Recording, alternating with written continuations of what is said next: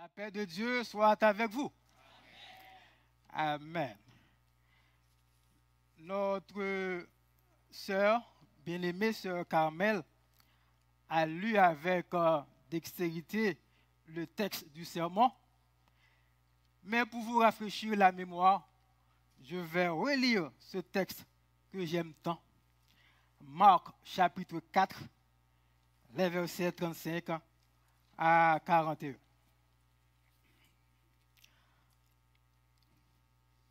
Ce même jour, sur le soir, Jésus leur dit, passons à l'autre bord. Après avoir renvoyé la foule, ils l'emmenèrent dans la barque où il se trouvait. Il y avait aussi d'autres barques avec lui. Il s'éleva un grand tourbillon et les flots se jetaient dans la barque au point qu'elle se remplissait déjà. Et lui, il dormait à la poupe sur le coussin. Ils le réveillèrent et lui dirent, « Maître, ne t'inquiètes-tu pas de ce que nous périssons ?» S'étant réveillé, il menaça le vent et dit à la mer, « Silence, tais-toi !» Et le vent cessa. Et il y eut un grand calme. Puis il leur dit, « Pourquoi avez-vous ainsi peur? Comment n'avez-vous point de foi ?» Ils furent saisis d'une grande frayeur et ils se dirent les uns aux autres, « Quel est donc celui-ci à qui obéissent même le vent et la mer? » Parole du Seigneur. Dans les prochaines 20 à 25 minutes, je vais prendre le temps pour expliquer le texte et à la toute fin, faire certaines recommandations et conclure avec un événement qui s'est produit où le peuple de Dieu a déployé sa puissance. Notre pasteur à la jeunesse a l'habitude de donner des titres à ses sermons et même les différents points par je. Souvent, il dit je. Et étant donné que je le remplace aujourd'hui, je vais, comme pour limiter, donner aussi mon titre avec je, ce que je ne fais pas d'habitude. Et le titre se dit ainsi, je déploie ma puissance. Je déploie ma puissance. Écoutez ceci avec attention. Le parapluie venait d'être inventé. Un homme aisé avait lu dans le journal une réclame vantant les mérites de cet objet encore rare et inusité jusqu'alors, capable de protéger de la pluie. Par lettre, il passa commande à un magasin et reçut le lendemain un long paquet bien ficelé qu'il s'empressa d'ouvrir. Il faisait justement un temps incertain ce jour-là. Aussi se hâta-t-il de sortir fièrement avec son parapluie bien enroulé dans son fourreau de soie.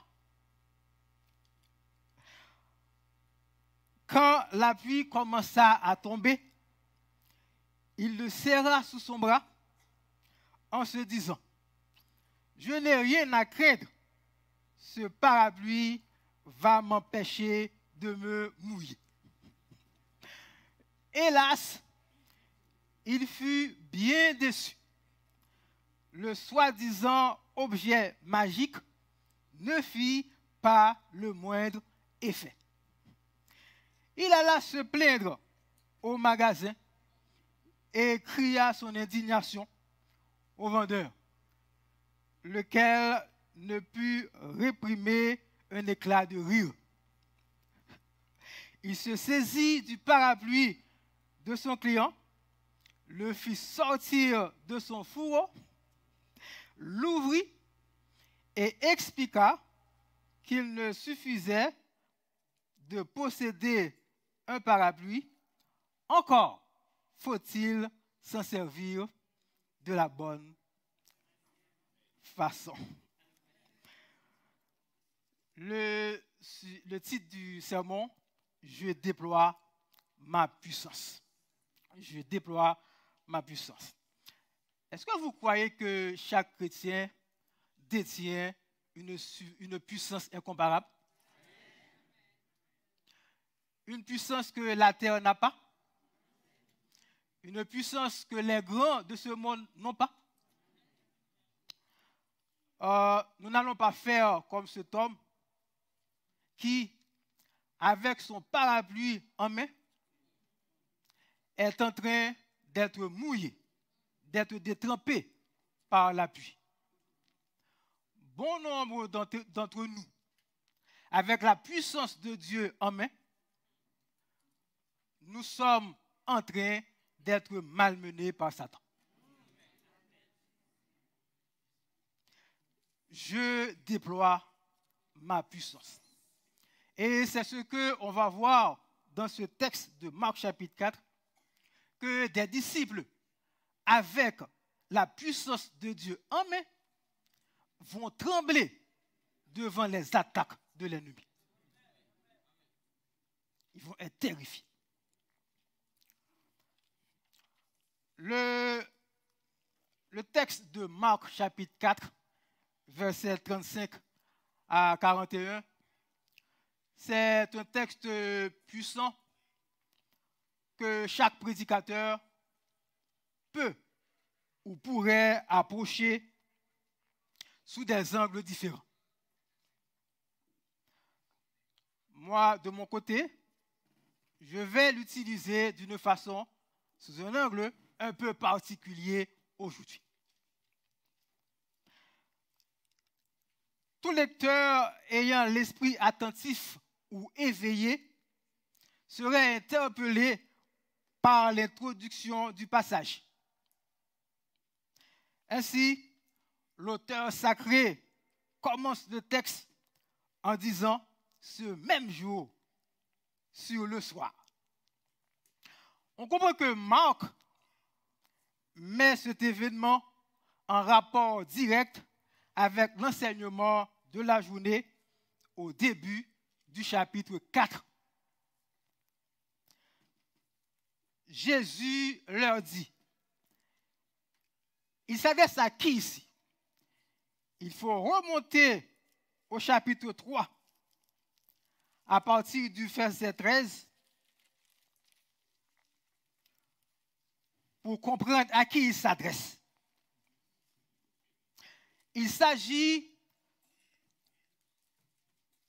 le texte dit, Marc chapitre 3, verset 13 à 15, il monta ensuite sur la montagne, il appela ceux qu'il voulut, et il vint auprès de lui. Il en établit 12 pour les avoir avec lui et pour les envoyer prêcher avec le pouvoir de chasser les démons. Il s'agit ici de 12 hommes qu'il venait de choisir pour être auprès de lui dans cette mission de gagner des âmes auprès des gentils. Et au verset 15, Jésus spécifie aux 12 le ministère qu'il entend leur confier. Écoutez ça, il les envoie faire deux choses. Proclamer le message du royaume et avec la puissance qu'il leur donne de vaincre toute tentative démoniaque en vue d'empêcher que ce message soit accepté Dieu veut que le message de l'évangile soit prêché et accepté. Dieu veut que le message de l'évangile soit prêché et accepté. Les 12 ne sont plus. Je suis là, vous êtes là. Et aujourd'hui encore, nous avons un monde qui périt. Nous avons un monde qui plonge dans un désespoir absolu. Mais il faut la bonne nouvelle du message du royaume pour apporter un peu d'espoir à ce monde. Et c'est mon devoir, c'est votre devoir d'aller proclamer ce message partout. Après avoir reçu le message, le mandat très clair, pour les sensibiliser, Jésus va parler abondamment à travers plusieurs paraboles du lancement de la croissance inévitable du royaume au milieu des gentils. Et le chapitre 4, du verset 1 à 34, explique tout ce long enseignement de Jésus. Ce faisant, Jésus est maintenant convaincu qu'ils sont prêts. Et c'est alors qu'il va dire, passons à l'autre bord. Passons à l'autre bord. Passons à l'autre bord afin d'atteindre le territoire des gentils, des païens. Et le texte continue pour dire, après avoir renvoyé la foule, ils l'emmenèrent dans la barque où il se trouvait. Il y avait aussi d'autres barques avec lui. J'aime beaucoup ce détail. Souvent on dit la Bible, c'est un livre de détails, mais ô combien significatif. Par ce petit bout de phrase qui précède « Il s'éleva un grand tourbillon », Marc a voulu donner une clarté dans le texte. Cela veut dire qu'il n'y avait pas seulement la barque de Jésus et ses hommes sur le lac, ça voudrait dire aussi que d'autres marins expérimentés ont interprété l'apparence du ciel en se disant que c'était le moment idéal pour prendre la mer. Et le texte dit, il s'éleva ici, il s'éleva un grand tourbillon. Il faut voir entre les lignes, vous pouvez lire aussi, tout à coup, il s'éleva un grand tourbillon. Des rafales de vent frappent le lac et projettent des paquets d'eau dans le bateau. Et malgré leurs efforts, l'eau rentre plus vite qu'ils ne peuvent la vider. La situation dépasse les disciples. Malgré leurs efforts, ils ne peuvent pas empêcher que l'eau arrive. Êtes-vous dépassé par une situation ce matin? Là où tu es assis présentement, est-ce que tu es dépassé par une situation? Peut-être, je ne sais pas, mais toi tu le sais.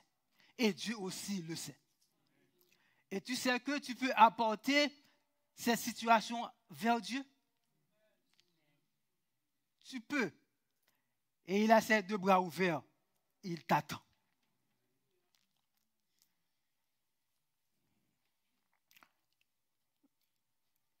Devant le danger,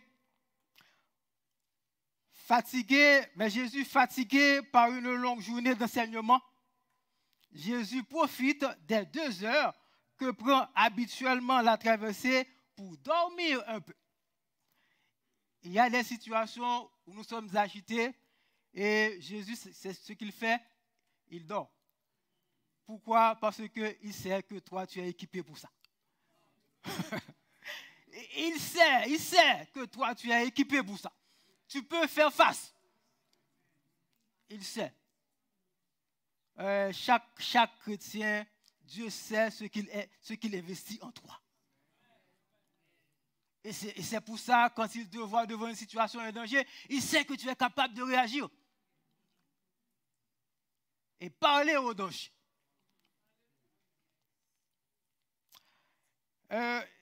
L'eau ne cessant de monter, le péril devient de plus en plus grand. Ils sont terrifiés. Et c'est alors qu'ils réveillèrent Jésus. C'est pas ça que nous toujours fait. Lorsque nous sommes en danger, nous relèvons Jésus. Nous relèvons Jésus. C'est un peu logique. Et même les païens le font. Même les païens le font. C'est lorsque nous, avant camion qui chargeait moun, chargeait marchandises, nous a éclaté ou bien nous a arraché. C'est alors que tu vas voir même les païens crient Jésus sauve-nous, Jésus sauve-nous. Même les païens le font. Ils crient à Jésus. C'est vrai un peu logique, mais tu vas voir. Vous allez voir que Jésus va être indigné parce que les disciples l'ont réveillé. Jésus va être indigné du comportement des disciples. Ils le réveillèrent et ils dirent, Maître, ne t'inquiètes-tu pas que nous périssons? Maître, ne t'inquiètes-tu pas que nous périssons? Et s'étant réveillé de son sommeil, il menaça le vent et dit à la mer, silence, tais-toi. C'est important ici de comprendre. On a fait remarquer que cette partie du texte où Jésus dit silence, tais-toi, il ne parle pas ici à des hommes, à des personnes, mais il parle à des objets. Il parle il parle ici à des objets inanimés. Il parle à la mer, il parle au vent. Et on dit que le thème grec utilisé pour dire tout cela a le sens de rabouer en français. C'est-à-dire parler avec une extrême sévérité, avec une très grande sévérité. Aussi, rabouer doit être utilisé aux personnes et non à des choses. Et c'est intéressant de voir dans le livre de Marc, ce n'est pas pour la première fois que Jésus a utilisé ce langage. Silence, tais-toi. On va remonter au chapitre 1er, les versets 23 à 25. On va voir.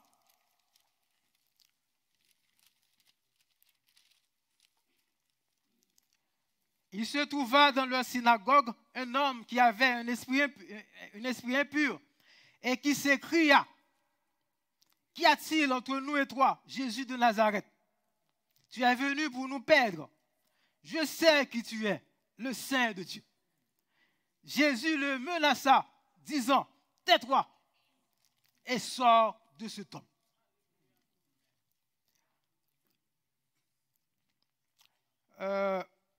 Dans le livre de Marc, il faut voir qu'à chaque fois que Marc met cette expression sur les lèvres de Jésus-Christ, ce terme, c'est à l'occasion d'une réprimande d'un démon pour qu'il cesse son activité. Ainsi, nous comprenons que Jésus voit dans la tempête la tentative de Satan qui veut l'empêcher, lui et ses disciples, d'atteindre l'autre rive où l'évangile sera prêché aux gentils. Il ne s'agit pas d'une tempête normale, mais démoniaque. Et le texte dit, et le vent cessa. Il y eut un grand calme. Même lorsque tu ne réponds pas à ce que Dieu t'attend de toi, dans sa compassion, il agit quand même pour toi. Ils devraient eux-mêmes tenir tête au vent et à la mer. Ils ne l'ont pas fait. Mais Dieu, dans sa bonté et sa miséricorde, a eu compassion.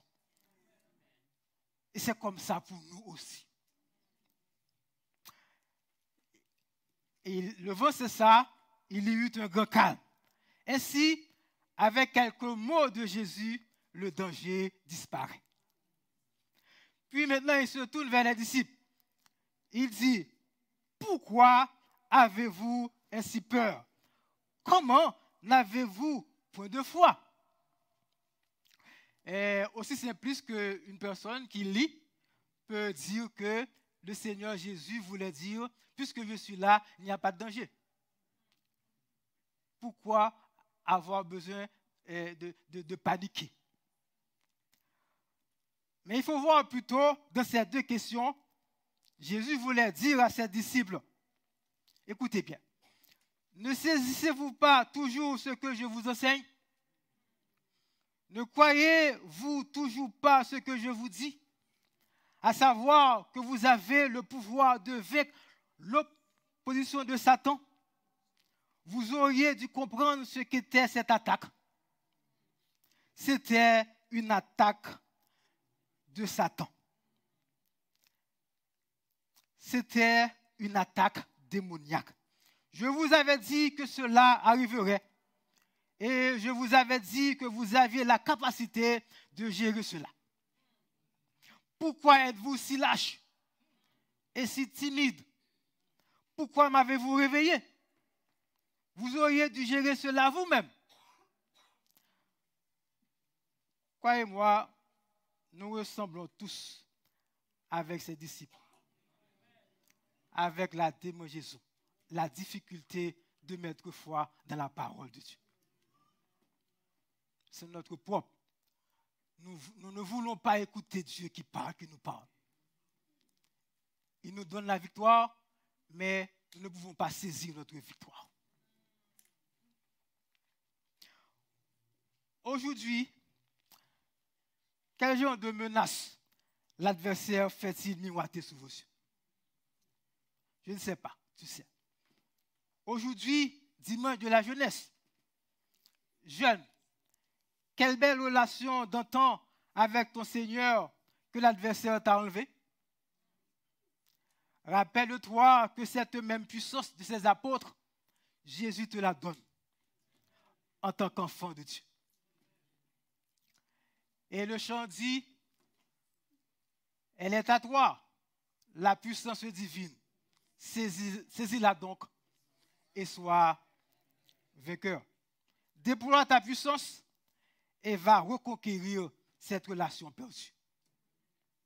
Vous, membres d'église, quelle défaite que l'adversaire t'a infligée que tu aimerais réparer? Aujourd'hui même, déployez votre puissance. Tout est possible. La puissance est là pour vous. Je l'avais promis, je vais raconter un événement où le peuple de Dieu a déployé sa puissance. Et je vais dire ça en créole pour l'édification de tous. Dans l'église, que moi, j'ai marché à Kaye et que chaque fois que je me trouve en Haïti, je toujours aller à l'église pour l'adorer. Ça s'est passé dans le mois de novembre. Là, ça fait de cela 3 semaines. Et l'église a recevoir révélation pour aller en mission. Mais encore à Kaye, mais dans un lieu reculé, dans les monts, dans les montagnes. Préparatifs sont faits et puis l'église là partie sans qu'on ait mission yo.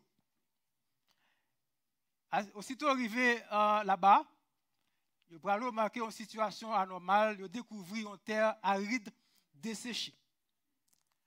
Un désert pratiquement. Et lorsque je commencé à informer, je dis que dans la zone ça, il y a de cela 6 mois, la pluie pas jamais tombé. Et c'est ça qui expliquait sécheresse, comment que côté à désert.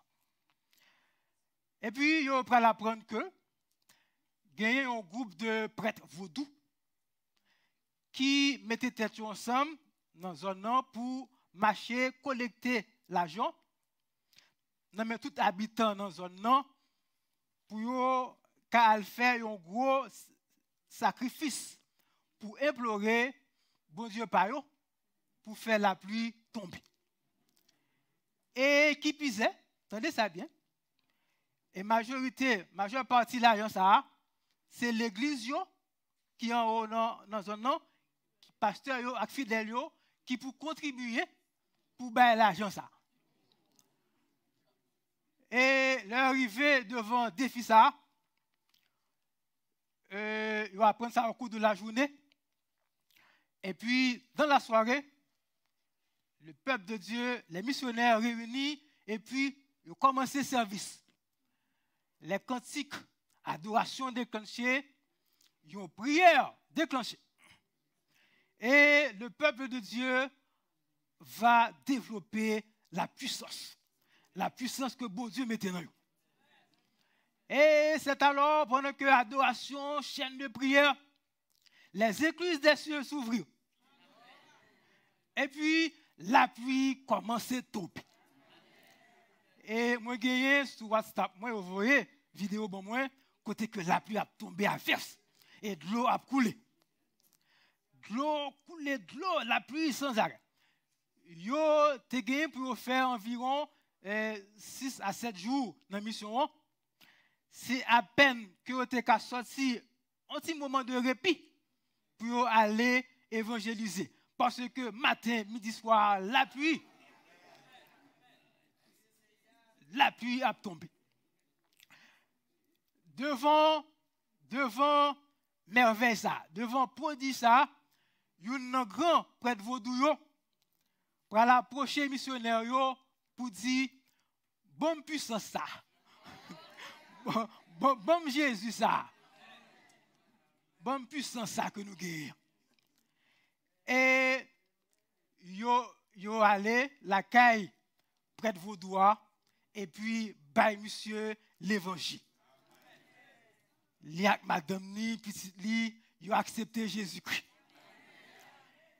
Et quand y a là, missionnaire yo gen travail. Parce que péristyle li faut dépouiller. Et m'a regardé ça encore sur WhatsApp là, à côté que les serviteurs de Dieu, les servants de Dieu, au four et au moulin, qui prennent bagage, sorti, brûlé. Brûlé. Et lorsque, dans brûlé, et il dit, Gangan dit que moi, j'ai un sac l'argent, tout. Moi, pas venir gagner aucune relation, aucun rapport avec les gens ça encore. Prends sac là, brûlé. Et heureusement, il n'y avait pas un accord.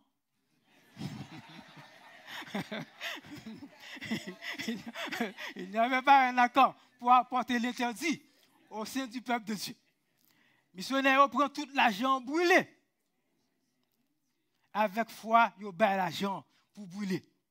Et voilà qu'on y a, il lagué sans rien.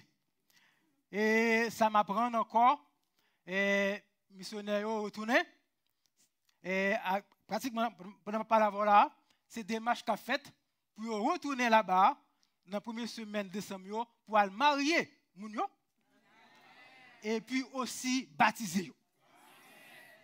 Et ils promettent pour eux cotiser et puis bailler l'argent pour capable fonctionner. Voilà un peuple qui a déployé sa puissance. Je crois pertinemment de toute ma force que vous aussi, vous pouvez le faire. Nous allons arrêter de perdre nos enfants, de perdre nos jeunes, de perdre nos maris, de perdre nos femmes. Nous allons déployer notre puissance. Je déploie ma puissance comme l'oiseau qui déploie ses ailes. Déployons notre puissance et regardez l'adversaire en face et dire avec assurance et foi, je puis tout par celui qui me fortifie. Soyez bénis.